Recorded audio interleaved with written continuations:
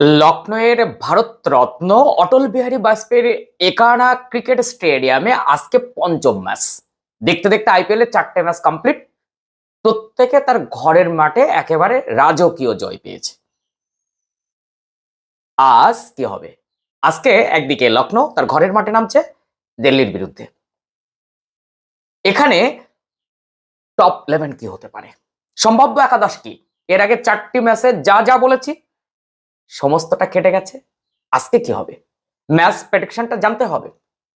কাদের পাল্লাটা একটু ভারী আছে, কাদের পাল্লাটা একটু হলেও ডিস্টার্ব আছে। আজকে কিন্তু ম্যাচটা হবে একেবারে ধীর মন্থর একটা পিসে, যেখানে কিন্তু আপনি ঝুড়ি ঝুড়ি রান দেখতে হয়তো পাবেন না। আজকে যারাই টসে জিতুক না কেন, তারা প্রথমে ব্যাট করে স্কোরবোর্ডে একটা বড় রান, অন্তত পক্ষে 160 থেকে 80 এইরকম একটা রান করার প্ল্যান তাদের থাকবে। যদি 180 প্লাস হয়ে যায় তাহলে কিন্তু চেস করা ওই 180 সম্ভবপর হবে না। তাই টসে জিতে সবাই আগে ব্যাট করার সিদ্ধান্তটাই নেবে, সেটা এলএসজি হোক কিংবা দিল্লি হোক। লখনৌ সুপার জায়ান্ট একটু হলেও দুর্বল। কেন দুর্বল বলছি, ঘরের মাঠে আজকে তাদের জয় যদি হয়ে যায় তাহলে পরপর 5টি ম্যাচে জয় হবে যারা ঘরের মাঠে জয় পাচ্ছে। কিন্তু আজকে কোথাও না কোথাও উল্টে যেতে পারে। আজকে দিল্লি কিন্তু একটু হলেও এগিয়ে।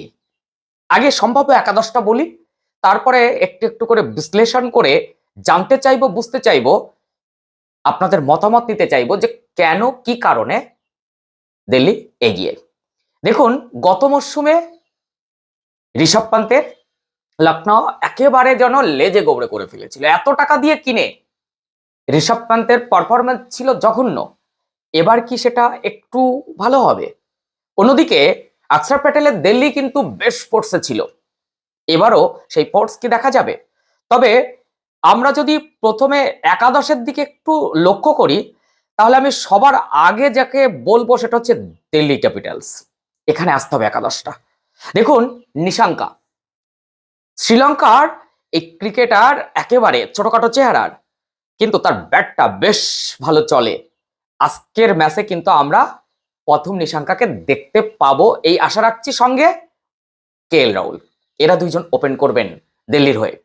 ডিসির অবশ্যই তার পরে আসার কথা নীতিশ রানার, সেখানে 4 নম্বরে কে আসবেন? আমার কোথাও মনে হচ্ছে এই জায়গাটায় একটু হলেও ট্রিস্টান স্টাফস এর নামটা কিন্তু সবার আগে আসা উচিত। তিনি যেমন ধরে খেলতে পারেন তেমনি মেরে খেলতে পারেন। তারপরে ডেভিড মিলার, এরপর অক্ষর প্যাটেল। হ্যাঁ, প্রয়োজনে অক্ষর প্যাটেলকে ডানহাত বামহাত ইত্যাদি করতে একটু আগেও আসতে হতে পারে। তারপর তো আশুতোষ শর্মা ধুয়োধর ব্যাট করতে পারেন, ফিনিশটা ভালো করতে পারেন।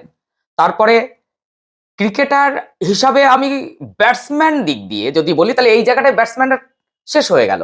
এবার কিন্তু পুরোপুরি বোলারদের দিকে চলে গেল, টেল এন্ডারদের দিকে। সেখানে অবশ্যই বিপ্রস নিগম, আকিব নবী, কুলদীপ যাদব, লুঙ্গি এনগিডি, এই যে টিমটা, এখানে আমি অবশ্যই বলবো যে 4জন বিদেশি হচ্ছে, তার মধ্যে ক্রিস্টান স্টাফস এবং ডেভিড মিলার থাকছেনই, অবশ্যই লুঙ্গি এনগিডি থাকছেনই। এই 3জনকে চেঞ্জ করা যাবেই না। তবে বিশ্বকাপে যে ধুয়োধর একটা ম্যাচ দেখেছি নিশাঙ্কার, সেখানে ডিসি কিন্তু নিশাঙ্কাকে খেলাবে বলে আমার মনে হচ্ছে। এবার আসবো অপেক্ষাকৃত দুর্বল, কিন্তু এবারের বছরটা হয়তো লখনৌর জন্য ভালো যেতে পারে, কারণ তাদের মালিক যে ভুল ভ্রান্তিগুলো করে চলেছেন তার ভয়েই টিমটা একেবারে জঘন্যতম পারফরমেন্স করতো। সেটা কেএল রাহুলের ক্ষেত্রে দেখেছি, মাঠের মধ্যে অপমান করতে। সেখানে আমি বলবো তিনি কিন্তু একটু চেঞ্জ হয়ে গেছেন, একটু প্লেয়ারদের নিয়ে খুনসুটিও করছেন। জানি না এটা নাটক কিনা, তবে প্রীতি জিন্দা শাহরুখ খানদের মতন টিমকে ছেড়ে দিতে হবে। তোমরা খেলো, হারো যেত খেলো, আনন্দ করে খেলো। এটা কিন্তু লখনৌ পায় না। এবার কি পাবে দেখা যাক। লখনৌর জন্য আমি বলবো মিচেল মার্শ, তার সঙ্গে এডেন ম্যাকরাম, দুহদর ওপেনার। এই জায়গাটা একমাত্র পজিটিভ হচ্ছে ডিসি এলএসজির। ডিসি যদি এই জায়গাটায় কোন রকম ভাঙন না ধরাতে পারে, তাহলে ঘরের মাঠে আবারও পরপর পঞ্চম ম্যাচ জয় দেখতে পাবো আমরা। তারপরে অবশ্যই ঋষভ পান্তকে আসতে হবে, না অন্য কাউকে নয়, ঋষভ পান্তকে আসতেই হবে। এরপরে আবার লেলিয়ে দাও নিকোলাস পুরানকে, যে আইপিএল খেলার জন্য নিজের দেশের থেকে নাম তুলে নিয়েছেন আর খেলবেন না তাদের জার্সিতে, বিশ্বকাপও সেটা দেখলাম। কিন্তু নিকোলাস পুরান কিন্তু একটা ক্লাস প্লেয়ার, এই প্লেয়ারের থামানো কিন্তু সহজ হবে না। এরপর আয়ুষ বাদানি, তারপরে আব্দুল সামাদ, অবশ্যই এরপরে অ্যান্ড্রিস নকিয়া, মোহাম্মদ সামি, আবেশ খান, মাইক যাদব আর দিগ্বেশ রাঠি। এখানে শাহবাজ আহমেদকে কি আজকে রাখা যায়? ভাবুন ভাবুন। তো এই জায়গা থেকে আমি বলবো এর আগে 7 বার মুখোমুখি, সেখানে কিন্তু দিল্লি 4 বার জিতেছে, এলএসজি 3 বার।